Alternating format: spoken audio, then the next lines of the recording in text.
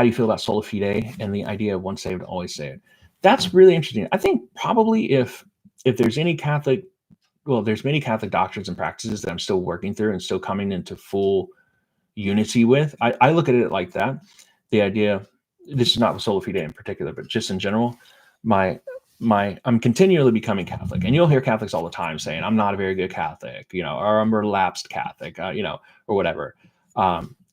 Catholic is not just like you're 100% Catholic. Just like anything, you can't just like any skill, anything that you learn. It's any belief that you come to. You're not going to fully believe something, fully be perfect at something on your very first try. It takes a long time. It takes a real long process. So yeah, but this is one of the things that the idea of faith and works, it's early church, it goes back to James and the Bible, the book of James, emphasizing works. He says, faith without works is dead. But you see in, like you say, sola fide, the idea in many Protestant circles that, works are just not going to save you.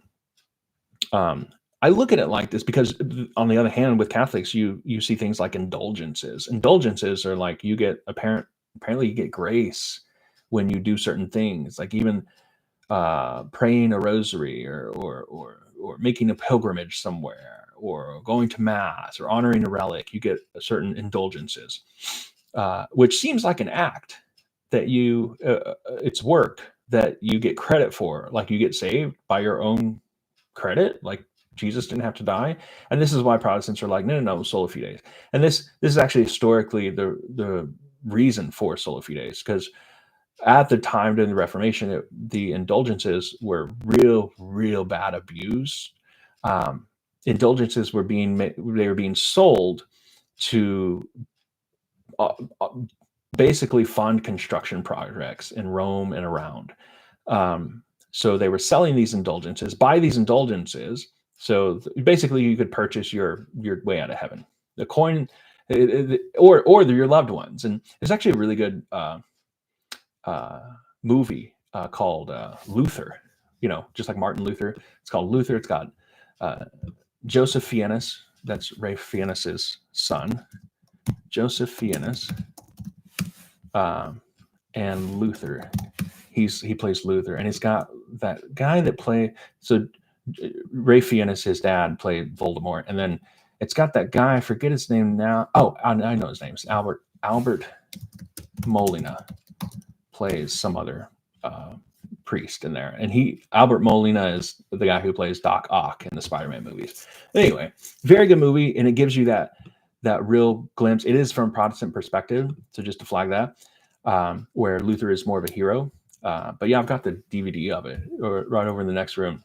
I really like it, but it gives you that picture of the way that the Reformation was at the time. And there was this saying, the coin in the coffer makes a soul spring from hell, or something like that, or from purgatory. But that was the idea. You could buy your graces. And that was the abuses at the time. That is an abuse of, not a right understanding of indulgences, or what Protestants take to be works. A right understanding of indulgences, as far as I can understand, and I may be wrong about this, just to flag it, but it should be something that brings you into fuller faith in God's grace anyway, right? And that's the functional thing. It's not that I did this thing and I'm just going to do it for free and I'm going to sneak my way into heaven. The idea is, say, if I go on a pilgrimage, that I will receive that grace because, generally speaking, I'm going to be aligning myself in good faith in order to draw closer to God. And that's the action that brings. It's not that, like, so if you go there with not in good faith, if you just go just to get the credit and like you're just this con artist or something, then you would I think in Catholic thinking you wouldn't receive the full indulgence for some reason, but that's not because we can make you have credit and you can have credit. It's because it's a recognition that, well, you're not doing it with the right intentions. So it's just, I think by calling these indulgences, calling these works, it's just they're formalizing and recognizing what we already know to be true. It's like if you do it with the bad intentions, you're not going to get the right effects. If you do it with the right effects, and you do these certain things that help to improve your faith, you're going to get the right effects. That's all that those are saying.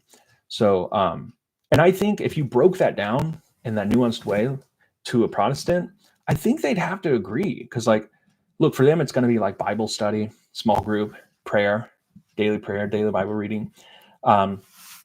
If you were to do those things, wouldn't you grow closer to God? They'd be like, yeah, well, that's what we mean. Like, if you do these things, these bring you into unity with God, and they increase your faith and so on. So that's all that's saying. So is that a work? And then, of course, there are other works that James mentions, like taking care of widows and the poor and so on, that may not necessarily benefit us and our faith, but will benefit the faith of others. And that's a really rich area of theological thinking, by the way, as well. The idea that I can offer to others to relieve their suffering, or offer my suffering on behalf of others.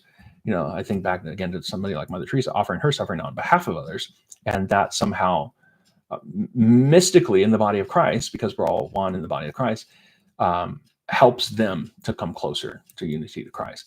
And I think there's a mystical understanding of that. And also, again, there's just a practical understanding that when I offer my suffering on behalf, and I'm willing to suffer through something and yet remain faithful, it encourages other people in their faith to do the same if they come across really difficult times. Like Mother Teresa went through a really hard time, so she suffered through that, yet remained faithful. When I see that as an external observer, that's what it means by offering her suffering on behalf of others.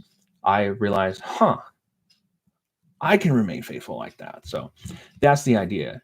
I think when you break it down to a Protestant like that, that Sola Fide starts to crumble, because they realize, oh, okay, yeah, that's what that means, and we agree with that. Yeah.